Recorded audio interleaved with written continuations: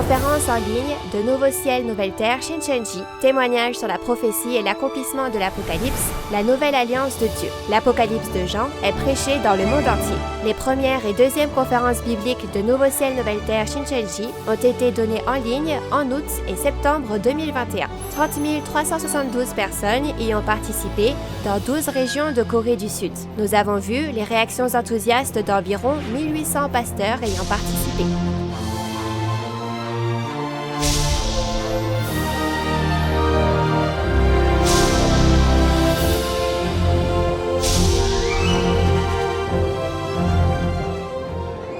Et enfin, la parole de l'Apocalypse de Jean est ouverte pour la première fois en 2000 ans.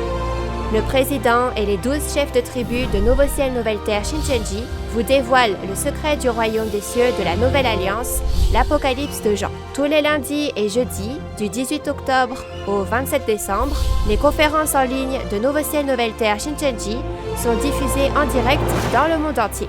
Nous vous invitons à suivre le témoignage sur la prophétie et l'accomplissement de l'Apocalypse, la Nouvelle Alliance de Dieu. Chers fidèles de Dieu de tous les pays du monde qui souhaitent aller au royaume des cieux, soyez les bienvenus. Je suis Jeung-yu de la tribu de Pierre de Nouveau Ciel, Nouvelle Terre, Shincheonji, Église de Jésus.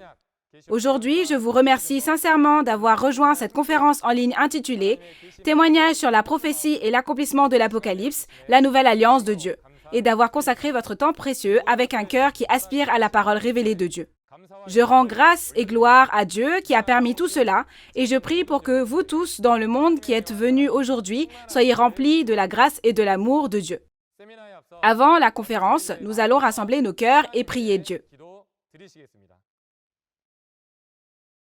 Très saint Père Dieu, qui est plein d'amour et de grâce, nous vous remercions sincèrement de nous avoir permis de vivre dans l'amour de Dieu en nous accordant un jour plus précieux que le monde aujourd'hui encore et en nous donnant une vie et un souffle précieux.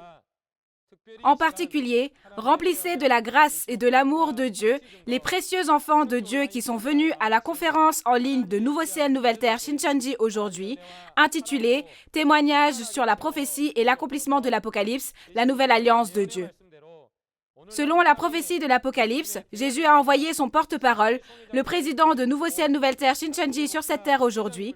Merci encore une fois d'avoir permis de prêcher la parole de l'accomplissement physique de l'Apocalypse dans le monde entier à travers les 12 chefs de tribu de Nouveau Ciel, Nouvelle Terre Shincheonji qui ont appris et réalisé la parole de l'accomplissement physique de l'Apocalypse, témoignée à travers le président, le pasteur promis.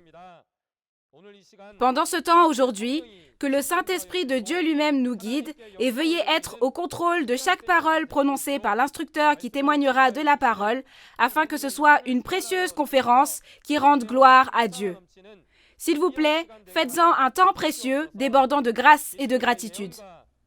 Nous espérons sincèrement que vous serez avec nous du début à la fin, afin que les prophéties et l'accomplissement physique de l'Apocalypse puissent être clairement témoignés et que ce soit une précieuse conférence qui rende gloire à Dieu pour tous ceux qui nous ont rejoints dans le monde entier aujourd'hui et nous prions au nom de Jésus qui est rempli d'amour. Amen. Témoignage sur la prophétie et l'accomplissement de l'Apocalypse, la nouvelle alliance de Dieu. Aujourd'hui, à la suite de la dernière fois, nous témoignerons des paroles d'Apocalypse 14. Dans les 12 tribus de Nouveau Ciel, Nouvelle Terre Shincheonji, nous écoutons la parole de Dieu et le témoignage de Jésus à travers une seule personne, le pasteur promis, le président, sur la base de la parole de la Bible que Dieu nous a donnée et témoignons clairement selon ce que nous avons appris. J'espère que ce sera un précieux moment pour rendre gloire à Dieu en réalisant la réalité de la montagne de Sion et des 144 000 moissonnés et scellés et le véritable sens du nouveau cantique que seules 144 000 personnes peuvent chanter à travers les paroles d'Apocalypse 14 dont on témoignera aujourd'hui. Nous allons accueillir l'instructeur Jang-woo Lee de la tribu de Pierre qui témoignera de la parole de Dieu aujourd'hui.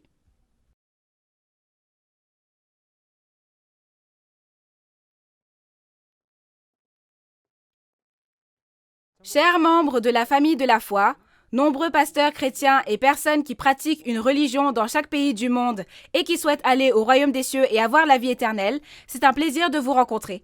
Je suis Jang-woo Lee, instructeur de la tribu de Pierre, établi au nom de Pierre, un disciple de Jésus. Dans la continuité de la dernière fois, aujourd'hui, je vais parler d'Apocalypse 14.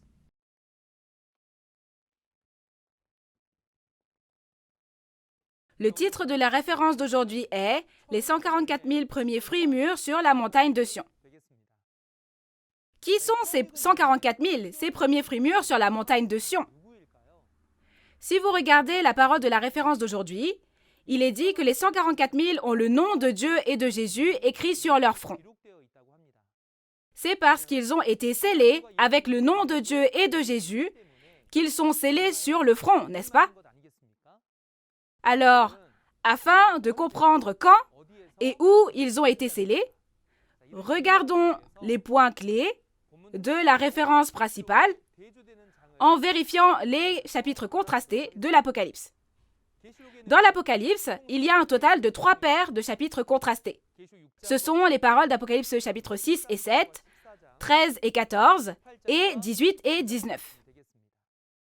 Les chapitres 6 et 7 sont les chapitres où une ère se termine lorsque le peuple élu est jugé, et le chapitre 7 est le chapitre où le nouveau royaume de Dieu est à nouveau créé.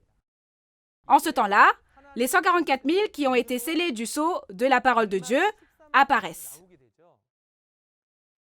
Et si vous regardez la relation entre les chapitres 13 et 14 de l'Apocalypse, vous avez bien appris les paroles du chapitre 13 grâce au chef de la tribu de Barthélemy la dernière fois, n'est-ce pas? Le point clé est que le peuple élu est détruit par les destructeurs païens. La raison en est qu'en acceptant la fausse vérité de Satan, ils ont reçu la marque de Satan, ils l'ont acceptée et sont devenus la possession de Satan, n'est-ce pas? Par conséquent, le peuple élu a trahi et il est détruit. C'est donc le chapitre où il reçoit la marque de Satan. Et pour le chapitre 14, on peut dire que c'est le chapitre où l'on est scellé avec le sceau de Dieu, par Dieu, Jésus et le pasteur promis. C'est pourquoi les noms de Dieu et de Jésus sont écrits sur le front. Combien de personnes ont été scellées de ce sceau de Dieu à ce moment-là? On nous dit que ce sont précisément 144 000 personnes. Et ensuite, il y a les chapitres 18 et 19. Maintenant qu'ils ont accepté les paroles de Satan, Satan sera avec eux, n'est-ce pas? C'est-à-dire que c'est le chapitre du mariage avec Satan, mais les personnes qui sont scellées en acceptant les paroles de Dieu et de Jésus épousent l'agneau et deviennent un avec lui. C'est ainsi que s'organisent les chapitres contrastés, et ce que vous apprenez aujourd'hui sont les paroles du chapitre 14, n'est-ce pas? Dans la parole du chapitre 14, aujourd'hui, nous verrons le résultat de ceux qui ont reçu la marque de Satan et de ceux qui ont reçu le sceau de Dieu. Mais qui sont les 144 000 personnes sur la montagne de Sion dont je vous ai parlé tout à l'heure et quand et où ont-ils été scellés? Ce sont les 144 000 qui ont été scellés du sceau de la parole de Dieu lorsqu'une ère est terminée dans Apocalypse 6 et qu'une nouvelle ère est créée, n'est-ce pas? J'espère que vous garderez à l'esprit que ce sont les 144 000 scellés dans Apocalypse 14. Alors, quand Apocalypse chapitre 14 s'accomplit-il? Juste après les événements du chapitre 13. C'est le temps de la moisson, n'est-ce pas? Les événements du chapitre 13 se produisent après la trahison et la destruction du peuple élu. Le lieu des événements est devant le trône de Dieu sur la montagne de Sion. Je vais vous expliquer brièvement l'enchaînement général des versets du chapitre 14. Les versets 1 à 5 parlent des 144 000 personnes sur la montagne de Sion qui ont été scellées. Et les versets 6 à 8 parlent du nouveau cantique, l'évangile éternel. Les versets 9 à 12, dans ces versets, on raconte comment ceux qui ont reçu la marque de la bête seront jugés. Et dans les versets 13 à 16, le grain mûr est moissonné. Et dans les versets 17 à 20, l'ivraie qui n'est pas moissonné est comparé à des raisins et ils sont jugés. Aujourd'hui, nous allons regarder la parole du chapitre 14, mais comme le plus important est de savoir qui sont les 144 000 personnes sur la montagne de Sion, qui vivent leur foi pour aller au royaume des cieux, j'aimerais que vous réalisiez bien la parole des points clés. Maintenant, lisons les versets 1 à 5 de la référence d'aujourd'hui afin de découvrir qui sont les 144 000 scellés sur la montagne de Sion. Apocalypse 14, versets 1 à 5. Alors je regardais, et voici, l'agneau se tenait sur la montagne de Sion, et avec lui 144 000 personnes, qui avaient son nom et le nom de son Père écrits sur leur front. Et j'entendis du ciel une voix, comme un bruit de grosses eaux, comme le bruit d'un grand tonnerre. Et la voix que j'entendis était comme celle de joueurs de harpe jouant de leur harpe. Et ils chantaient un cantique nouveau devant le trône, et devant les 4 êtres vivants, et les vieillards. Et personne ne pouvait apprendre le cantique, si ce n'est les 144 000 qui avaient été rachetés de la terre. Ce sont ceux qui ne se sont pas souillés avec des femmes, car ils sont vierges. Ils suivent l'agneau partout où il va. Ils ont été rachetés d'entre les hommes, comme des prémices pour Dieu et pour l'agneau. Et dans leur bouche, il ne s'est point trouvé de mensonge, car ils sont irrépréhensibles. Amen. Vous avez bien lu. Cela commence par « alors je regardais ». Le mot « alors » est un mot qui relie les chapitres 13 et 14 d'Apocalypse, et la personne qui dit « je » dans « je regardais » signifie qu'il y a une personne qui a vu et entendu lorsque les événements de l'Apocalypse se sont accomplis. Bien que l'apôtre Jean ait vu et entendu les événements de tous les chapitres de l'Apocalypse dans une vision il y a 2000 ans, vous devez vous rappeler qu'il y a le nouveau Jean, le pasteur promis, une seule personne qui a directement vu et entendu cette réalité sur les lieux de l'accomplissement de l'Apocalypse aujourd'hui. Venons-en maintenant à la référence principale. Il est écrit « Je regardais et voici l'agneau se tenait sur la montagne de Sion et avec lui 144 000 personnes ». La raison pour laquelle ces paroles sont importantes est que notre espérance est d'accueillir Jésus qui revient, n'est-ce pas? Quand Jésus revient, où vient-il? Il vient sur cette montagne de Sion. Par conséquent, on peut dire que les 144 000 personnes sont les personnes qui accueillent Jésus quand il revient. Dans ce cas, afin de comprendre qui sont les 144 000, commençons d'abord par comprendre ce qu'est la montagne de Sion, le lieu de rencontre de Jésus et des 144 000, et apprenons-en davantage sur les 144 000. Tout d'abord, il y a une montagne de Sion physique. Elle est située à Jérusalem, la capitale d'Israël. C'est une petite montagne d'environ 800 mètres d'altitude, et c'est l'endroit où Abraham, Isaac et Jacob vivaient il y a longtemps. C'est aussi l'endroit où David, le roi d'Israël, a construit un palais royal, et la montagne de Sion est depuis lors le lieu religieux central d'Israël. Ainsi, lorsque nous parlons de la montagne de Sion, cela fait référence à Jérusalem et au peuple élu de façon symbolique. Alors, Jésus viendra-t-il vers la montagne de Sion physique à son retour? Si c'est le cas, les 144 000 devraient tous prendre l'avion pour aller en terre d'Israël, n'est-ce pas? Cependant, souvenez-vous que lorsque l'Apocalypse s'accomplit, ce n'est pas la montagne de Sion physique qui apparaît, mais la montagne de Sion spirituelle, la montagne de Sion en parabole. Alors, afin de comprendre ce qu'est la montagne de Sion spirituelle, comprenons d'abord le mot Sion. Sion symbolise le peuple élu et fait référence aux pasteurs et aux fidèles choisis par Dieu. Si vous regardez les paroles d'Ésaïe 60, verset 14, il est dit également « Ils t'appelleront ville de l'Éternel, Sion du Saint d'Israël ». Si vous regardez les paroles de Zacharie 2, verset 7, il dit « Sauve-toi, Sion, toi qui habites chez la fille de Babylone ». Alors, on fait référence à une personne qu'on tutoie et que l'on appelle Sion, n'est-ce pas? Sion fait donc référence au peuple élu. Alors, que signifie la montagne? La montagne spirituelle fait référence aux hommes comparés à des animaux, de la terre ou des arbres. Cela fait référence à l'église ou l'organisation où ces personnes sont rassemblées. En termes simples, on parle d'une montagne de personnes, n'est-ce pas? En caractère chinois, quand beaucoup de personnes se rassemblent, on utilise l'expression « insan in he », ce qui veut dire qu'ils sont si nombreux que cela ressemble à une mer ou une montagne de personnes.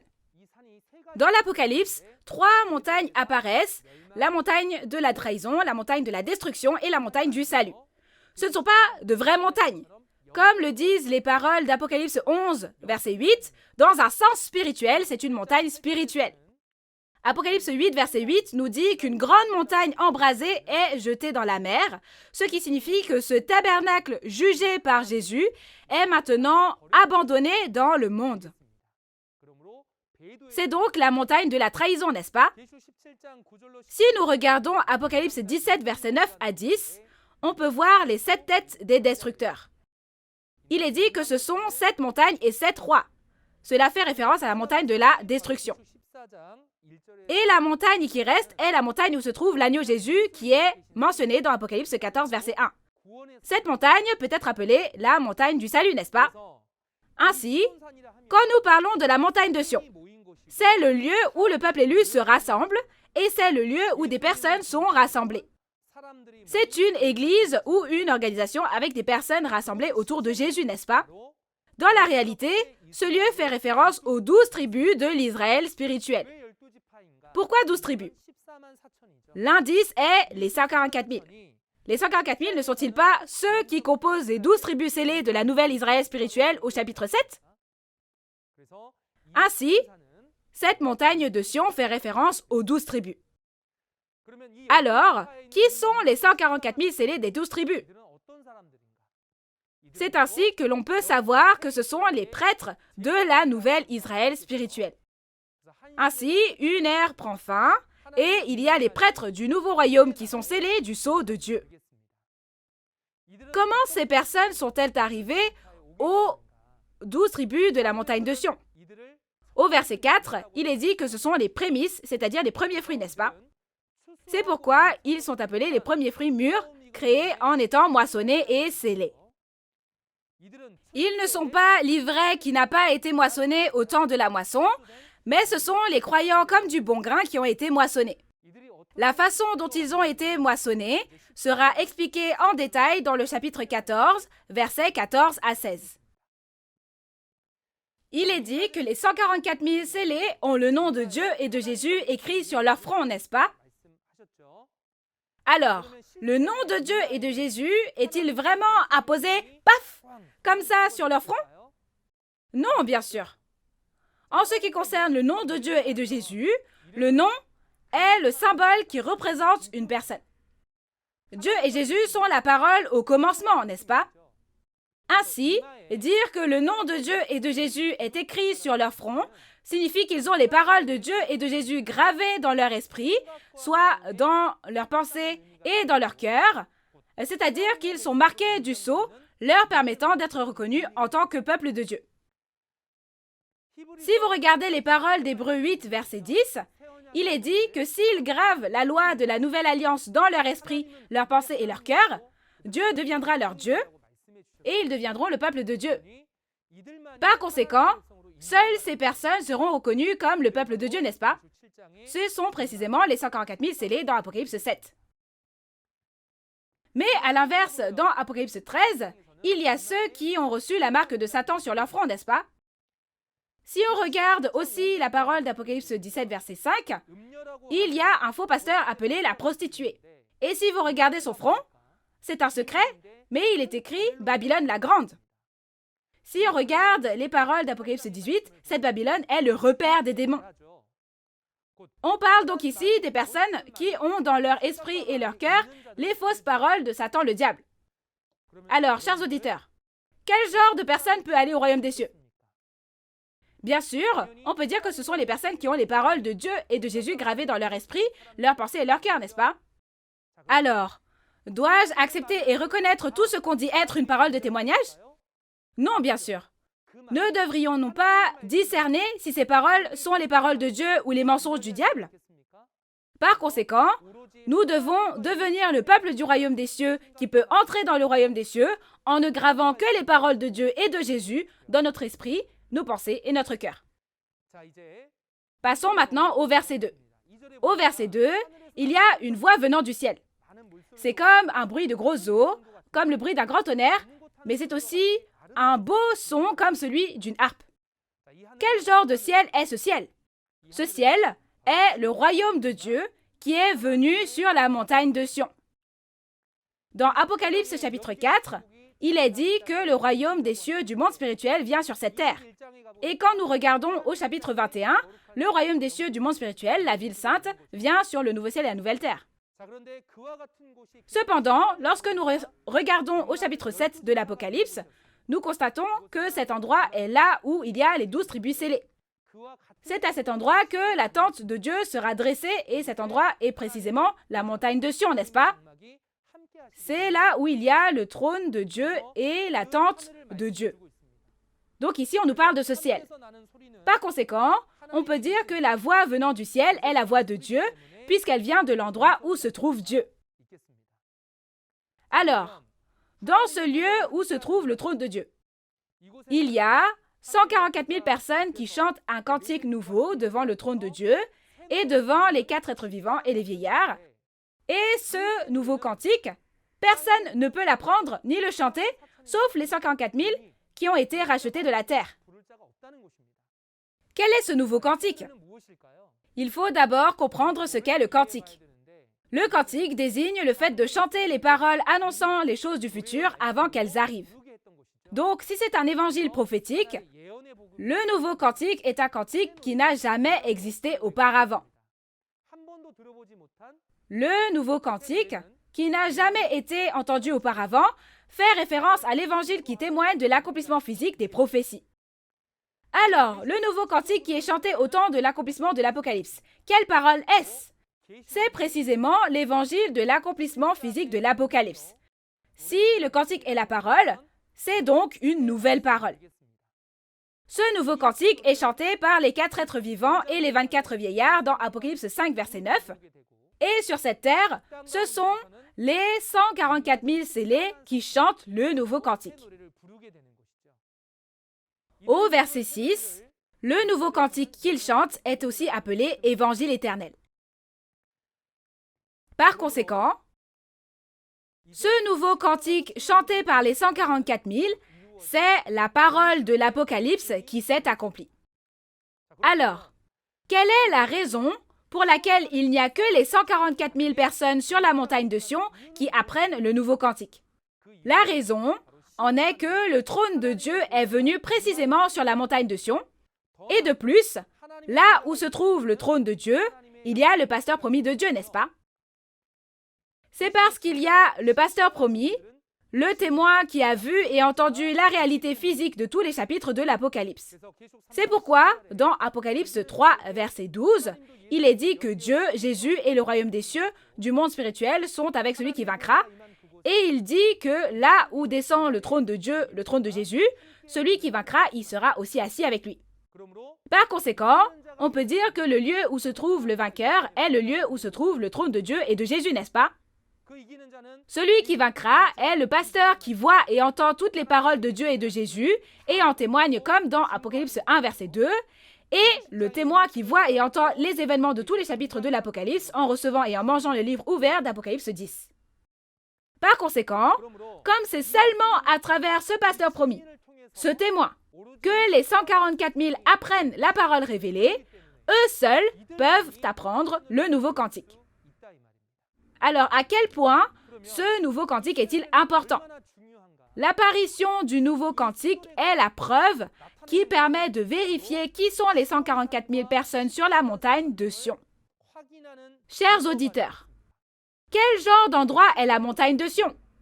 C'est l'endroit où Dieu, Jésus et le royaume des cieux dans le monde spirituel sont tous ensemble. Et il est vrai que le pasteur promis est également à cet endroit, n'est-ce pas? Alors, quel est cet endroit? N'est-ce pas le royaume des cieux auquel nous aspirons tant? Alors, est-ce que n'importe qui devient le royaume des cieux? Si quelqu'un dit qu'il est la montagne de Sion, il devient le royaume des cieux sur la montagne de Sion. Et si quelqu'un rassemble 144 000 personnes, alors ça devient les 144 000? Non!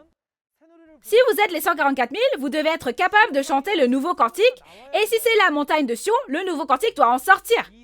Par conséquent, ce nouveau cantique est la preuve permettant de confirmer que ce sont bien la montagne de Sion et les 144 000. Et c'est ce qui permet de prouver que l'endroit où les paroles de l'Apocalypse ne sont pas témoignées n'est pas la montagne de Sion et que cela ne peut pas être les 144 000 non plus. Vous comprenez? Alors, afin d'en savoir plus sur le genre de personnes que sont les 144 000, Nous allons regarder la parole des versets 4 à 5. Nous avons besoin de savoir quel genre de personnes sont les 144 000 afin de nous efforcer de devenir de telles personnes, n'est-ce pas? Ces personnes sont celles qui ne se souillent pas avec des femmes et sont vierges, gardent leur chasteté. La femme mentionnée ici ne fait pas référence à une femme physique, mais à une femme spirituelle, soit le pasteur. Il y a 2000 ans, l'apôtre Paul était un pasteur qui prêchait la parole, mais il se compare lui-même à une femme spirituelle. C'est-à-dire qu'il connaît les douleurs de l'enfantement, qu'il allait au lieu de donner de la nourriture solide, et, bien qu'il ne soit pas marié et n'ait pas de fils, il s'est exprimé en appelant Timothée son enfant, son fils, n'est-ce pas? Parce que la parole est la semence, le pasteur qui a reçu la semence de la parole de Dieu est en position de nourrir les fidèles qui sont comme des enfants. C'est pour cela qu'un tel pasteur est comparé à une femme en parabole. Alors, quelle est la femme qui souille mentionnée dans l'Apocalypse? C'est la prostituée. C'est le faux pasteur. En un mot, c'est le faux pasteur qui donne naissance aux enfants du diable en acceptant la parole de fausse vérité de Satan, la semence de l'ivraie, au lieu de la semence de la parole de Dieu. Et on l'appelle la prostituée et le faux pasteur. Dans Apocalypse 2, verset 20, il est dit que c'est Jézabel, celle qui séduit les serviteurs de Dieu pour leur donner à manger les viandes sacrifiées aux idoles. Et dans Apocalypse 17, versets 1 à 5, c'est la prostituée Babylone, la mère des abominations de la terre qui a commis l'impudicité avec les rois de la terre. Dans Apocalypse 13, ils sont entrés dans le tabernacle du ciel, ont donné la marque de Satan, ont érigé des idoles et les ont fait adorer ces idoles, n'est-ce pas? Cependant, dire que les 144 000 ne sont pas devenus un avec eux et sont restés vierges, ont gardé leur chasteté, signifie qu'ils n'ont pas commis l'impudicité avec les démons et ont protégé leur foi en la gardant pure. Alors, ces personnes n'écoutent pas les paroles des faux pasteurs, mais écoutent qui? Comme ce sont ceux qui suivent l'agneau partout où il les conduit, ils n'obéissent qu'à la parole de Jésus et ne suivent qu'elle, n'est-ce pas? Et puisqu'on dit qu'ils sont les premiers fruits mûrs rachetés d'entre les hommes, avoir été racheté signifie obtenir la rédemption, soit la rémission des péchés. Il est dit qu'ils sont ceux qui ont lavé leurs péchés dans le sang de Jésus et ont été sauvés. Voyons la raison pour laquelle on dit que ce sont les premiers fruits mûrs. Jésus a semé la semence de l'évangile du royaume des cieux il y a 2000 ans. Et la semence a poussé pendant environ 2000 ans. Mais puisque ce sont les premiers croyants à devenir les fruits récoltés depuis le commencement de l'agriculture spirituelle, on dit d'eux qu'ils sont les premiers fruits mûrs. Par conséquent, les 144 000 sont le royaume et les prêtres de Dieu qui ont reçu le salut en lavant leurs péchés dans le sang de Jésus. Ceux qui ont été rachetés par le sang de Jésus, ceux dont les péchés ont été pardonnés par le sang de Jésus, et les premiers fruits mûrs nés de nouveau de la semence de Dieu et moissonnés. Ils appartiennent à Dieu et à l'agneau, et il n'y a pas de mensonge dans leur bouche, ils sont irrépréhensibles. Cela signifie que Dieu les a reconnus comme étant les premiers fruits mûrs. Au temps de Moïse, quand on regarde la parole, il est dit qu'il faut donner les premiers fruits mûrs à Dieu. À l'époque de Moïse, c'était des fruits physiques, bien sûr. Mais, quand la parole de promesse s'accomplit, comme il est dit qu'il nous a engendrés par la parole de vérité pour que nous soyons comme les premiers fruits de sa nouvelle création, on parle donc de personnes. Ainsi, les 144 000 scellés sont les premiers fruits appartenant à Dieu et à l'agneau, et ils sont la possession de Dieu. Le fait qu'il n'y ait pas de mensonge dans leur bouche et qu'ils soient irrépréhensibles signifie qu'ils n'ont pas d'autre chose que la parole de vérité et ne prêchent que la parole de vérité et la gardent. Donc, lorsque l'on regarde les paroles d'Apocalypse 22, versets 18 et 19, il est dit que si l'on ajoute ou retranche à l'Apocalypse, on ne peut pas aller au royaume des cieux. De plus, il est dit qu'on sera maudit. Où sont allés les 144 000 scellés du sceau sans ajouter ni retrancher à l'Apocalypse? On peut dire qu'ils sont allés au royaume des cieux, n'est-ce pas? Par conséquent, on peut dire que ce sont des personnes qui ne possèdent que la parole de vérité. Alors, qui sont réellement ces 144 000 personnes scellées sur la montagne de Sion? Ceux qui sont scellés avec le nouveau cantique. Ceux qui sont sur la montagne de Sion, ceux qui sont les premiers fruits mûrs, n'est-ce pas?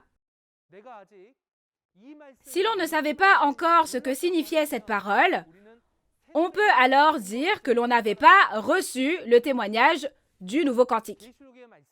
Chers auditeurs, puisque la parole de la promesse ne s'accomplit pas avant que le temps soit venu, les paroles de l'Apocalypse sont scellées en paraboles et personne ne peut donc les connaître.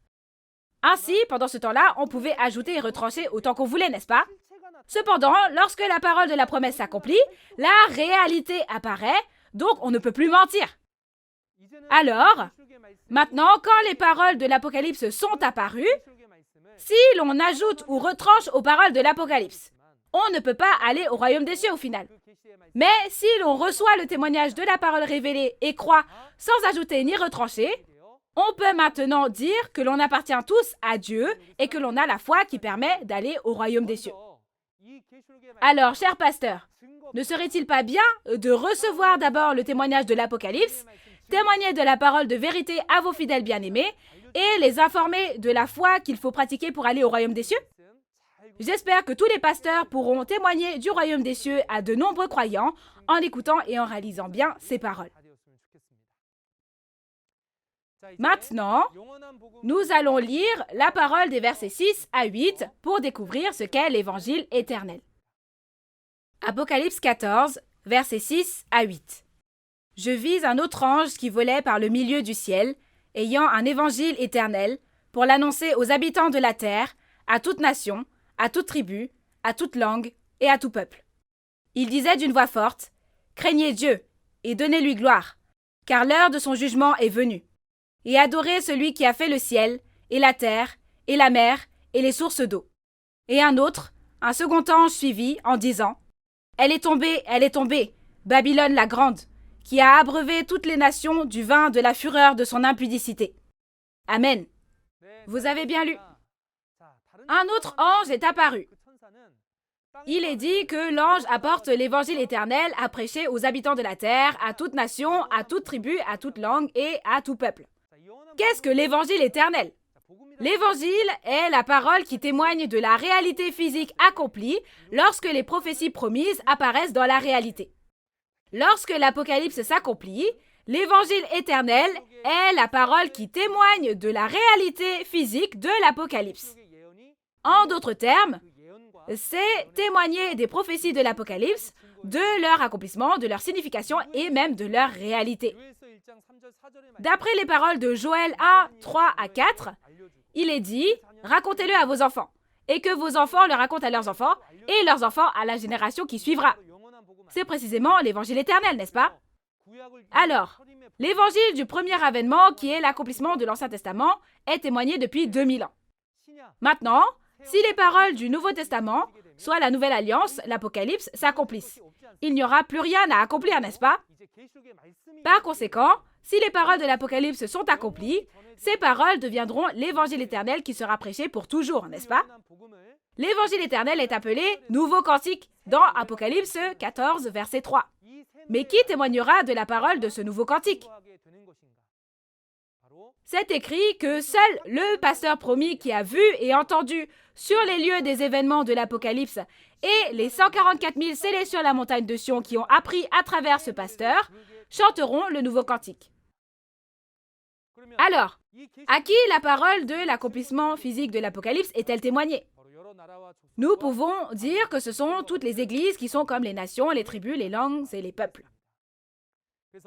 Ainsi, le pasteur promis qui a vu et entendu tous les événements de tous les chapitres de l'Apocalypse prêche toutes ces choses aux églises, n'est-ce pas? Tout comme dans la parole de Matthieu 24, verset 14, « Avant que l'évangile du royaume des cieux ne soit accompli, il a été prêché dans le monde entier. » Il est donc logique que tous les faits qui ont été accomplis soient témoignés à toutes les nations. Et cet ange a dit, « Craignez Dieu maintenant. Le temps du jugement est venu. » Et il a dit que nous devons adorer Dieu. Qui est l'objet du jugement et où est le lieu où il faut adorer? L'objet du jugement est Babylone après les 42 mois, dans Apocalypse 18, le destructeur qui a détruit le tabernacle du peuple élu de Dieu. Et quant au lieu pour adorer Dieu, il y a un lieu qui apparaît où toutes les nations viendront adorer le Seigneur, et c'est le temple du tabernacle du témoignage. La prochaine fois, lorsque nous témoignerons des paroles d'Apocalypse chapitre 15, nous ferons en sorte de réaliser cela en détail. Et un autre ange encore apparaît. Lorsque cet ange apparaît, il dit que Babylone est tombée. Quant à la réalité de Babylone, si vous regardez les paroles d'Apocalypse 17, versets 5 à 7, il y a la prostituée et l'organisation de la bête à 7 têtes et 10 cornes sur laquelle elle est montée. La prostituée et son organisation en sont précisément la réalité. Qu'ont-ils fait? Ils ont fait boire le vin de l'impudicité à toutes les nations, soit toutes les églises, n'est-ce pas? L'impudicité fait référence au fait d'être en relation avec Satan et d'être trompé par les paroles de fausses vérités de Satan. Ainsi, le vin de l'impudicité n'est pas la parole de Dieu, mais la fausse vérité, la parole de fausse vérité, la parole du diable qui est fausse. Ceux qui l'écoutent acceptent cette parole et témoignent avec ces paroles. Le vin de l'impudicité n'est pas la parole de Dieu, mais la fausse doctrine de la fausse vérité, soit les commentaires. C'est le raisin sauvage, soit le poison des serpents, le poison des vipères, et si vous en buvez, vous mourrez sur le coup. C'est la réalité du fruit de l'arbre de la connaissance du bien et du mal. Alors, Babylone, qui donnait à boire le vin de l'impudicité à toutes les nations, est tombée, n'est-ce pas? La raison de sa chute n'est-elle pas qu'elle s'est fait juger? Pourquoi s'est-elle fait juger? Dieu la juge en raison du péché d'avoir détruit le tabernacle du ciel et toutes les nations avec le vin de l'impudicité. Leur jugement se trouve dans les chapitres 17 et 18 de l'Apocalypse, donc nous en apprendrons plus à ce sujet lorsque nous verrons ces chapitres. Maintenant, nous allons lire la parole des versets 9 à 11 concernant le jugement de ceux qui ont reçu la marque de la bête. Apocalypse 14, versets 9 à 11. Et un troisième ange les suivit, en disant d'une voix forte, « Si quelqu'un adore la bête et son image, et reçoit une marque sur son front ou sur sa main, il boira lui aussi du vin de la fureur de Dieu, versé sans mélange dans la coupe de sa colère, et il sera tourmenté dans le feu et le soufre, devant les saints anges et devant l'agneau. Et la fumée de leur tourment monte au siècle des siècles. Et ils n'ont de repos ni jour ni nuit, ceux qui adorent la bête et son image, et quiconque reçoit la marque de son nom. Amen. Voici ce que dit le troisième ange. Il parle du jugement que recevront ceux qui ont reçu la marque de la bête. La bête, son idole, et ceux qui ont reçu la marque de la bête apparaissent. La bête ici fait référence au destructeur qui a dévoré le tabernacle du ciel, bien sûr. Les idoles sont les faux pasteurs établis par les destructeurs. Mais qui sont les personnes qui les ont adorés et ont reçu la marque? Ce sont les fidèles du tabernacle du ciel qui ont trahi dans Apocalypse 13. Leur résultat est bien sûr désastreux parce qu'ils n'ont pas reconnu la parole de Dieu et ont adoré les faux pasteurs de Satan, pas Dieu. Il est dit qu'ils reçoivent le vin de la fureur de Dieu. Cela signifie qu'ils sont jugés par les paroles de jugement de Dieu qui est en colère, et en conséquence, ils sont jetés dans l'étang brûlant de feu et de soufre, n'est-ce pas? C'est pourquoi leur tourment monte au siècle des siècles. Apocalypse 21, verset 8 dit qu'ils entrent dans la seconde mort. C'est l'étang de feu de l'enfer. Cependant, si nous regardons les paroles d'Apocalypse 20, versets 4 à 6, on nous dit que ceux qui n'adorent pas la bête ni son image et ne reçoivent pas la marque deviennent un avec les esprits martyrs et entrent dans la première résurrection, deviennent les prêtres de Christ et règnent pendant 1000 ans. Il est dit que la seconde mort n'aura aucun pouvoir sur eux. Et quand on regarde les paroles d'Apocalypse 22, versets 1 à 5, il y a aussi une parole selon laquelle le nom de Dieu est sur leur front et qu'ils régneront au siècle des siècles. Par conséquent, nous ne devons pas recevoir la marque de Satan ni adorer le diable, mais nous devons adorer Dieu et avoir la vraie foi qui accepte la parole de Dieu. Et nous devons vivre notre foi de manière à persévérer et à garder la foi. Quand on parle de persévérance, c'est combattre et vaincre la bête jusqu'au temps du salut. Ceux qui gardent les commandements de Dieu et la foi en Jésus sont ceux qui fuient vers la montagne lorsque l'abomination de la destruction vient s'établir dans le lieu saint.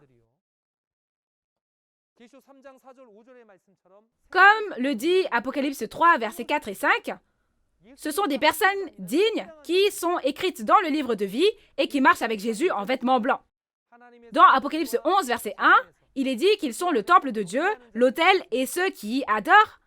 Et dans Apocalypse 17, verset 14, ce sont ceux qui sont sincères et vainquent lorsque Jésus les fait sortir.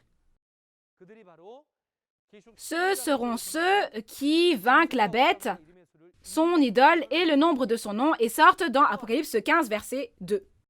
De plus, les 144 000 premiers fruits mûrs qui sont nés de nouveau, après avoir entendu la parole de vérité, sont ceux qui gardent cette foi. C'est pourquoi nous croyons que nous devons devenir de vrais croyants qui persévèrent et gardent leur foi. Maintenant, nous allons lire la parole des versets 13 à 16 pour découvrir comment se fait la moisson des grains mûrs. Apocalypse 14, versets 13 à 16.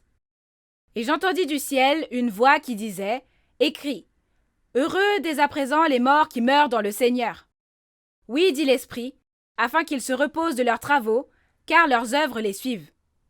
Je regardais, et voici, il y avait une nuée blanche, et sur la nuée était assis quelqu'un qui ressemblait à un fils d'homme, ayant sur sa tête une couronne d'or, et dans sa main une faucille tranchante. Et un autre ange sortit du temple, criant d'une voix forte à celui qui était assis sur la nuée, « Lance ta faucille, et moissonne, car l'heure de moissonner est venue, car la moisson de la terre est mûre. » Et celui qui était assis sur la nuée jeta sa faucille sur la terre, et la terre fut moissonnée. Amen. Vous avez bien lu. Maintenant, permettez-moi de vous expliquer les paroles du verset 13.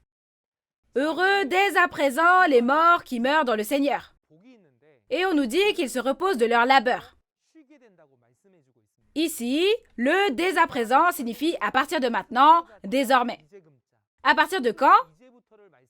À partir de après la période de destruction qui a duré 42 mois.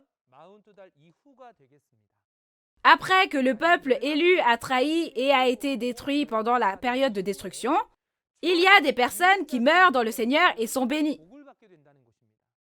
Mais la mort en elle-même est une malédiction. Alors en quoi serait-ce une bénédiction?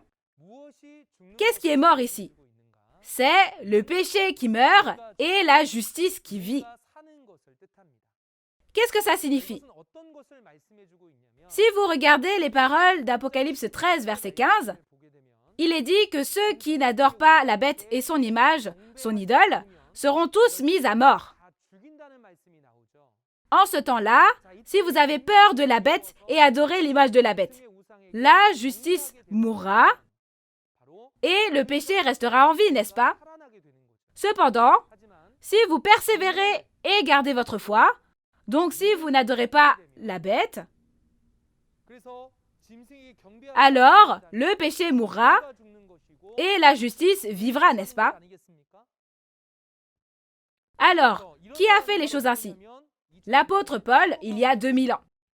L'apôtre Paul a tué ses pensées de la chair et ses péchés, et en disant « je meurs chaque jour », il a dédié toute sa vie à l'accomplissement de la volonté de Dieu. Une telle personne est celle qui meurt dans le Seigneur, n'est-ce pas? Maintenant, c'est le temps où Dieu règne. Pour que cela s'accomplisse, le nouveau royaume et le nouveau peuple de Dieu doivent être créés, n'est-ce pas? Pour cela, la parole de la promesse de l'Apocalypse ne devrait-elle pas s'accomplir? Ainsi, lorsque le royaume de Dieu est créé au temps de l'accomplissement de l'Apocalypse, si vous priez pour le royaume et la justice de Dieu et vivez votre vie pour la volonté de Dieu, alors une telle personne deviendra une personne qui meurt dans le Seigneur et sera bénie. Quelle bénédiction! La vie éternelle. Si vous regardez les paroles de Jean 11, versets 25 et 26, il est dit que quiconque croit en moi vivra même s'il meurt, et quiconque vit et croit en moi ne mourra jamais. La parole disant que celui qui meurt vivra pour toujours s'accomplit en ce temps-là, n'est-ce pas? Il crée le nouveau royaume et le nouveau peuple de Dieu, où Dieu règne, et entre dans le sabbat avec Dieu. Par conséquent, nous devons devenir ceux qui meurent dans le Seigneur. Pour ce faire, nous devons faire l'œuvre de Dieu, n'est-ce pas? Que fait cette personne? Elle moissonne. Les paroles des versets 14 à 16 parlent de la faucille pour moissonner et du grain mûr. Quelqu'un qui ressemblait à un fils d'homme sur la nuée tient une faucille tranchante. Il s'agit d'un ange semblable à Jésus et être assis sur la nuée peut signifier diriger les nuages. Cela signifie que la nuée, soit les nuages, fait référence aux esprits et parle donc d'un ange qui dirige de nombreux anges. Cependant, un autre ange sort du temple et lui ordonne de lancer sa faucille et de moissonner le grain mûr. Il peut donc être considéré comme l'ange ayant pour mission d'annoncer le temps de la moisson. Ensuite, il y a donc la moisson. Voyons comment la moisson commence et se déroule, comment elle commence et se termine. Voici le processus de la moisson. Il y a 2600 ans, environ, les Israélites physiques ont conclu une alliance avec Dieu, mais ils ont adoré des dieux païens à travers le roi d'Israël, Salomon. En conséquence, comme les paroles d'Osée 6, verset 7, ils ont tous abandonné l'alliance comme Adam. Alors, lorsque Dieu a mis fin à l'Israël physique et quand il a parlé de la création d'une chose nouvelle, il a dit que deux types de semences, la semence d'homme et la semence de bête, seraient semées dans un même champ, la maison d'Israël et la maison de Juda. Cependant, ces paroles s'accompliront environ 600 ans plus tard, lorsque Jésus vient au temps du premier avènement. Il y a 2000 ans, Jésus, en tant que fils de l'homme, a semé la bonne semence dans son champ, et l'ennemi, le diable, est venu et a semé par-dessus l'ivraie, c'est-à-dire la semence de bête. Comme on demande s'il faut arracher l'ivraie, il est dit qu'il ne faut pas arracher l'ivraie, mais la laisser jusqu'au temps de la moisson. Quand c'est le temps de la moisson, il est dit que l'ivraie est liée en gerbe pour être brûlée et que le bon grain est ramassé et amassé dans la grange. Pourquoi ne doit-on pas arracher l'ivraie? La bonne semence et l'ivraie, quand ces deux types de semences sont semées, si vous regardez à travers la logique physique, vous voyez ici, il y a le blé, donc le bon grain, et l'ivraie. Lequel est l'ivraie? On n'arrive pas trop à les distinguer, n'est-ce pas? Quand ce sont de jeunes pousses. La deuxième chose que vous voyez ici, c'est l'ivraie, et quand ce sont de jeunes pousses, vous ne pouvez pas les distinguer. Et de plus, lorsque vous tirez sur l'ivraie, les racines de l'ivraie sont mélangées avec celles du blé, donc le bon grain peut également être arraché. Ainsi, quand l'agriculteur va-t-il arracher cette ivraie? Au temps de la moisson, bien sûr. La raison en est que lorsqu'il est temps de moissonner, l'apparence du blé et de l'ivraie est clairement différente. Vous voyez? L'apparence du blé et celle de l'ivraie, selon cette logique, la semence et l'ivraie ont poussé. Quant à la façon dont elles poussent, la bonne semence, ce sont les fils du royaume des cieux, et l'ivraie, ce sont les fils du malin. C'est ainsi qu'ils sont divisés. Où est le champ où la semence est tombée? Il est dit que c'est le monde de Jésus et c'est l'endroit où la semence de la parole de Jésus est tombée. Cela fait donc référence au monde chrétien de l'Église de Jésus. Donc, si nous regardons à travers la Bible, dans l'Église, il n'y a pas que des personnes aptes à pouvoir aller au royaume des cieux. Il y a les fils du royaume des cieux qui iront au royaume des cieux, et les fils du malin qui seront jugés. Alors, c'est le temps de la moisson, et le temps de la moisson, c'est la fin du monde, n'est-ce pas? Au temps de la moisson, l'ange moissonneur vient et met le grain dans la grange. Comment ces fils du royaume des cieux sont-ils amenés dans la grange? Il faut pouvoir le comprendre, n'est-ce pas? Et les méchants sont ceux qui ne sont pas moissonnés et ils seront jugés par le feu, n'est-ce pas? C'est la promesse de la Bible. Voyons donc, d'abord, comment se fait la moisson.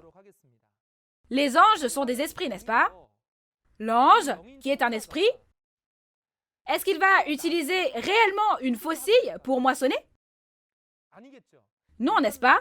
Cette faucille, c'est une faucille tranchante, qui représente quoi? La parole de Dieu. Éphésiens 6, verset 17, parle de la parole de Dieu comme d'une épée et d'une lance. Mais si vous regardez Ésaïe 2, verset 4, quand la moisson viendra, en martelant leur épée et leur lance, ils forgeront des faucilles et des socs, c'est-à-dire des outils pour moissonner. Donc, cette faucille tranchante est la parole de Dieu et la personne, soit la chair, qui a cette parole, n'est-ce pas? Ainsi, quand on a semé la semence il y a 2000 ans, c'est à travers les hommes que la semence a été semée, donc lorsqu'on moissonne, c'est aussi à travers les hommes. Ainsi, on peut dire que la faucille que l'ange tient est la parole de Dieu et une personne qui a la parole. Alors on témoigne de la parole. En ce temps-là, les grains mûrs sont les fidèles nés de la semence de la parole, soit les hommes qui ont reconnu et accepté la parole qui leur a été témoignée. Alors ceux qui acceptent la parole qui est prêchée sont moissonnés, n'est-ce pas? Ainsi, comment est-ce qu'on est moissonné? En suivant la parole de témoignage. Donc, si vous regardez les paroles de Matthieu 24, versets 40 à 41, il est dit qu'une personne sera emmenée et l'autre laissée dans le champ. Il est dit également que 2 femmes moulent à la meule. La femme symbolise le pasteur, n'est-ce pas? Mais une femme sera prise et l'autre sera laissée. Par conséquent, au temps de la moisson, que ce soit les pasteurs ou les fidèles, il faut tous être moissonnés pour aller au royaume des cieux. Si l'on n'est pas moissonné, on devient de l'ivraie et on sera jugé. Ainsi, être moissonné, c'est suivre la parole de témoignage. Et si on sait où se trouve la grange du royaume des cieux dans la parole de témoignage, on peut dire que ce sont les personnes qui vont à cet endroit.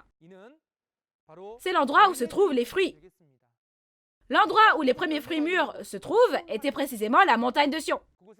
Il y avait le trône de Dieu à cet endroit, n'est-ce pas? L'endroit où se trouve le trône de Dieu, c'est le temple du tabernacle du témoignage, si nous regardons les paroles d'Apocalypse 15. Ainsi, il y a les 144 000 des 12 tribus sur la montagne de Sion, et la réalité est le temple du tabernacle du témoignage. J'aimerais donc que vous compreniez que suivre la parole de vérité et être moissonné au temple du tabernacle du témoignage sur la montagne de Sion est la preuve que vous êtes un bon grain et que vous êtes devenu le peuple du royaume des cieux. Alors maintenant, c'est le temps de l'accomplissement de l'Apocalypse et le temps de la moisson. Donc, le fait de sceller avec le nouveau cantique et la moisson doivent avoir lieu dans la réalité, n'est-ce pas? De quel genre d'endroit s'agit-il? C'est le centre de mission chrétienne de Sion, de Nouveau Ciel, Nouvelle Terre, Shincheonji, Église de Jésus, temple du tabernacle du témoignage. Cet établissement d'éducation céleste, structuré et basé sur la Bible, est le seul au monde. C'est de là que viennent les paroles révélées du nouveau cantique. Ainsi, lorsqu'ils ont terminé le niveau introduction, intermédiaire et avancé du programme de théologie révélée, ils sont moissonnés jusqu'à cette montagne de Sion. Combien dois-je payer pour écouter la parole au centre de mission chrétienne de Sion? L'ensemble du programme est gratuit. Comme les paroles de Jésus, qui a dit de donner l'eau de la vie gratuitement à ceux qui veulent et à ceux qui ont soif, cette parole est mise en pratique. Dans ce cas, prenons un moment pour regarder la vidéo promotionnelle du Centre de mission chrétienne de Sion pour voir si vraiment, selon ces paroles, de nombreuses personnes entendent maintenant cette parole, la parole de vérité, et sont moissonnées.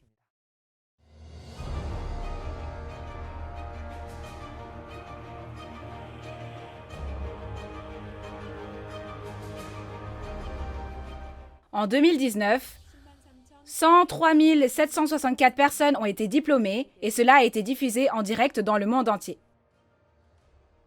Ce fut la célébration de la fin de l'apprentissage biblique des étudiants du Centre de mission chrétienne de Sion de Nouveau-Ciel Nouvelle-Terre Shincheonji, Église de Jésus, Temple du Tabernacle du Témoignage dans 112 pays. En l'espace d'un an, plus de 100 000 personnes y ont été diplômées. Quel genre d'endroit est le centre de mission chrétienne de Sion, auquel les personnes de chaque coin du village planétaire affluent afin d'apprendre la Bible? Le centre de mission chrétienne de Sion est le seul établissement d'éducation structuré et basé sur la Bible au monde. En suivant l'enseignement de Jésus qui a dit de donner gratuitement à celui qui a soif, tous les cours de tous les centres de mission chrétienne de Sion du pays sont gratuits. À travers le programme d'enseignement, vous apprendrez l'ensemble de la Bible à travers l'histoire, les instructions, les prophéties et l'accomplissement, divisés en plusieurs niveaux, introduction, intermédiaire et avancée.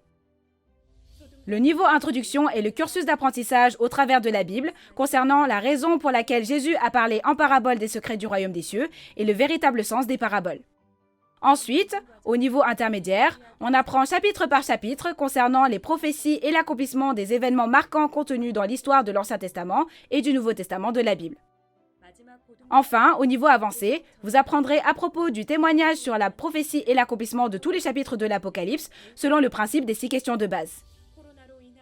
Même à l'ère du en ligne à laquelle nous sommes passés à cause de la COVID-19, les conférences en ligne du Centre de mission chrétienne de Sion sont remplies d'étudiants venus chercher la parole. Ce sont des conférences au contenu logique. Des conférences apportant des réponses satisfaisantes à vos questions. Des conférences où vous n'avez pas le temps de vous ennuyer car elles sont données dans la joie et la bonne humeur. Des conférences à l'abri des inquiétudes liées à la COVID-19. Vous pouvez donc apprendre la Bible n'importe où et n'importe quand, de façon simple et intéressante. Les portes du Centre de mission chrétienne de Sion sont grandes ouvertes à tous. Cette vidéo que vous venez de regarder est la preuve que c'est maintenant le temps de la moisson, le temps de l'accomplissement de l'Apocalypse, comme promis dans la Bible. Il n'est donc pas encore trop tard. J'espère qu'en vous inscrivant au Centre de mission chrétienne de Sion, vous écouterez tous la parole révélée, la parole de vérité, et deviendrez le peuple du royaume des cieux qui entrera dans la grange du royaume des cieux sur la montagne de Sion. Alors, personne ne devrait vouloir empêcher cette moisson, n'est-ce pas? Mais qui va vouloir l'empêcher? Ce sont ceux qui ne sont pas moissonnés qui l'empêchent. Où sont ces personnes? Dans le champ, n'est-ce pas? C'est la chrétienté dans le monde. Il y a une parole sur le fait de lier l'ivraie en gerbe. Et qui les lie? Ils sont liés par leur propre pasteur. Il y a 2000 ans, les scribes et les pharisiens étaient les pasteurs de l'époque. Ils étaient les pasteurs qui devaient conduire à Jésus, qui était le royaume des cieux. Ils ont fermé les portes du royaume des cieux et bloqué tous ceux qui tentaient d'entrer sans eux-mêmes rentrer. Comment ont-ils empêché d'entrer? En disant, si vous allez à Jésus, vous tomberez dans une secte et vous mourrez. Il en va de même aujourd'hui. Être moissonné, c'est tomber dans une secte, c'est aller en enfer. Il y a des pasteurs qui disent cela. Donc, ils sont liés avec quoi? Ils sont liés par les paroles de ces pasteurs. Celui qui accepte les paroles de ce pasteur est précisément celui qui est lié. C'est le membre de cette église et cette église. Le fait d'y rester et de ne pas être moissonné, c'est la preuve que l'on est livré. Le lieu où ils sont liés est leur église, n'est-ce pas? Quel sera le résultat? On est jugé selon la parole. Ces personnes vont en enfer. Alors, j'espère que vous vous souviendrez bien qu'il ne faut pas croire les paroles de son pasteur au temps de la moisson, mais écouter les paroles de l'ange moissonneur. De plus, nous avons vérifié l'accomplissement physique de ceux qui empêchaient la moisson il y a déjà 2000 ans à travers ces paroles.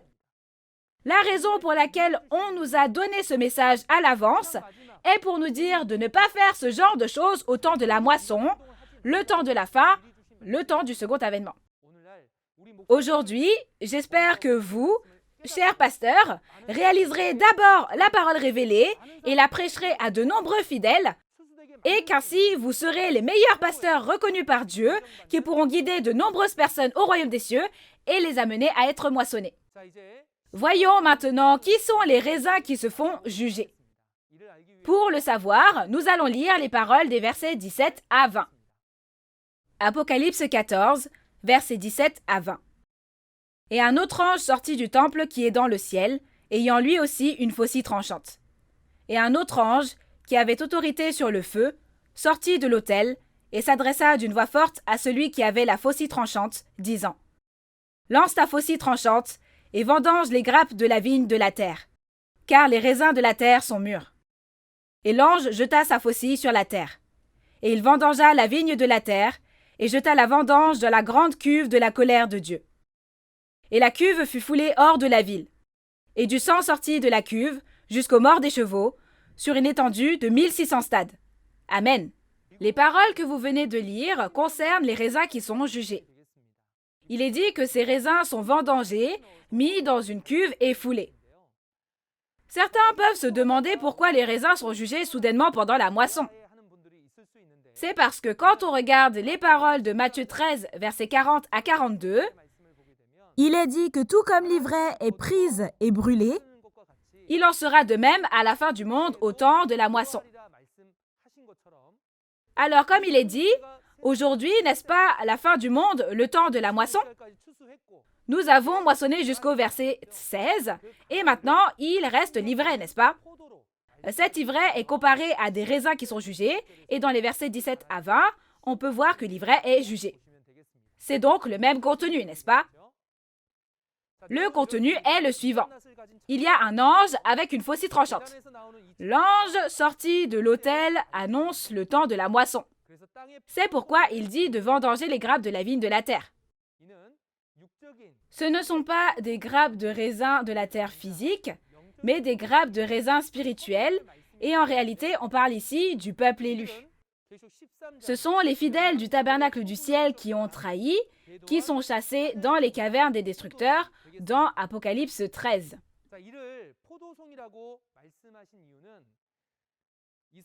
La raison pour laquelle il a dit qu'il s'agissait des grappes de raisin se trouve dans Ésaïe 5, versets 1 à 7, où il est dit que la plus belle vigne a été plantée, mais ce sont des raisins sauvages qu'elle a produits, n'est-ce pas? Quant à savoir comment elle a apporté du fruit, si vous regardez Jérémie 2, verset 21, il est écrit qu'une vigne excellente avait été plantée et du meilleur plan, mais elle est greffée sur la branche d'une vigne païenne. Par conséquent, comme les paroles de Deutéronome 32, des raisins sauvages et des raisins amers sont produits. Ainsi, le peuple élu qui a trahi est symbolisé par les raisins qui ont été jugés, tels que les raisins sauvages et les raisins amers.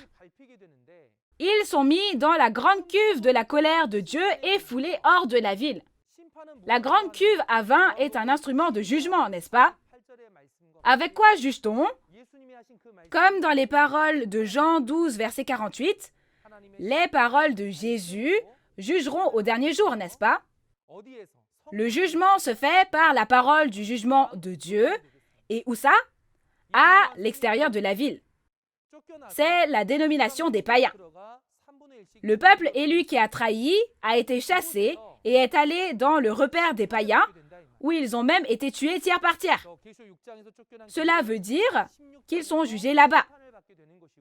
Ainsi, ceux qui sont chassés dans Apocalypse 6 sont jugés au chapitre 16, et de plus, ils sont ceux qui sont hors de la ville. On a jugé et il est écrit que du sang est sorti. Le sang a atteint le mors des chevaux. Chers auditeurs, comment le sang peut-il atteindre le mors des chevaux quand des gens sont jugés? Ce n'est pas du sang physique, bien sûr. Même si tout le monde meurt sur terre, il n'y aura pas de sang allant jusqu'au mort des chevaux. Ce sang est la parole, mais quelle parole?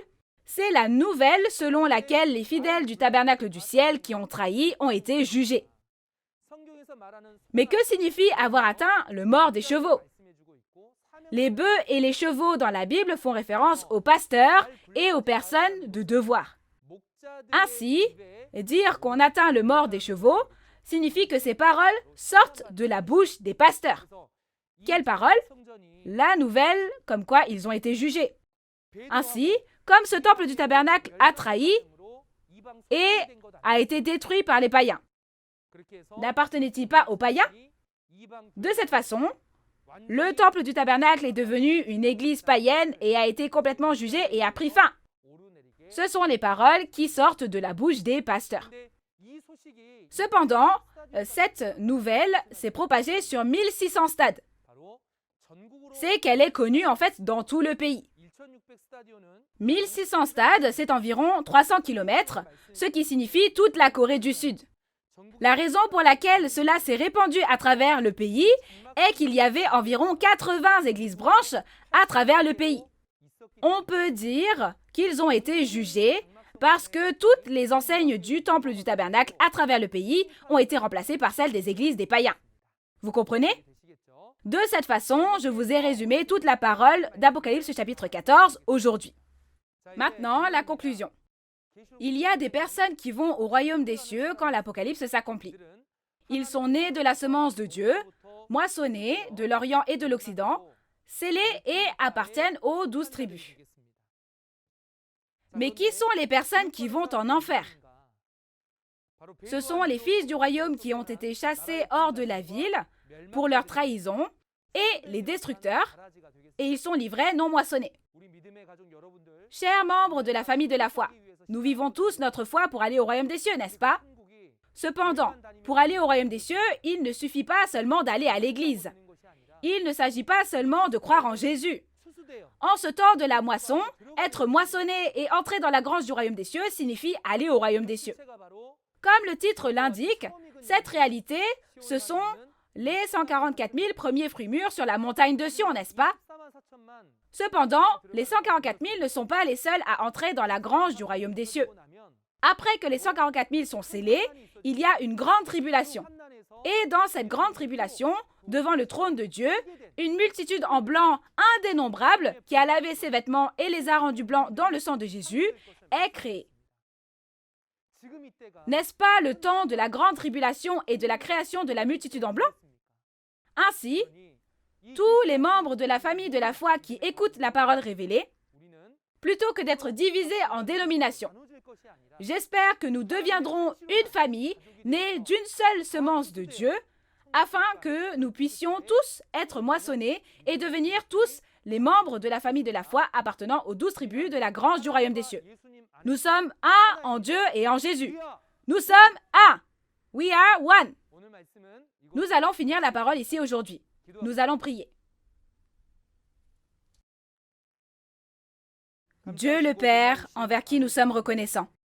Merci d'avoir organisé cette précieuse conférence sur la parole de Dieu aujourd'hui, par la grâce de Dieu, et d'avoir permis à de nombreux enfants de Dieu d'être ensemble. Veuillez régner sur le cœur de tous ceux qui y assistent. Aujourd'hui, nous avons médité sur les paroles d'Apocalypse 14. Nous avons vu le résultat de ceux qui ont reçu la marque de Satan et de ceux qui ont été scellés du sceau de Dieu. S'il vous plaît, enlevez du cœur de tous ceux qui ont reçu la parole en ce temps, livrets mensongères de Satan, semez la parole de vérité de Dieu, permettez-leur de naître de nouveau, d'être moissonnés et de tous devenir des personnes scellées. J'espère que vous prendrez le contrôle des cœurs afin que ce précieux rassemblement puisse continuer la prochaine fois, et nous avons sincèrement cru et prié au nom de Jésus. Amen. Merci d'avoir écouté jusqu'au bout.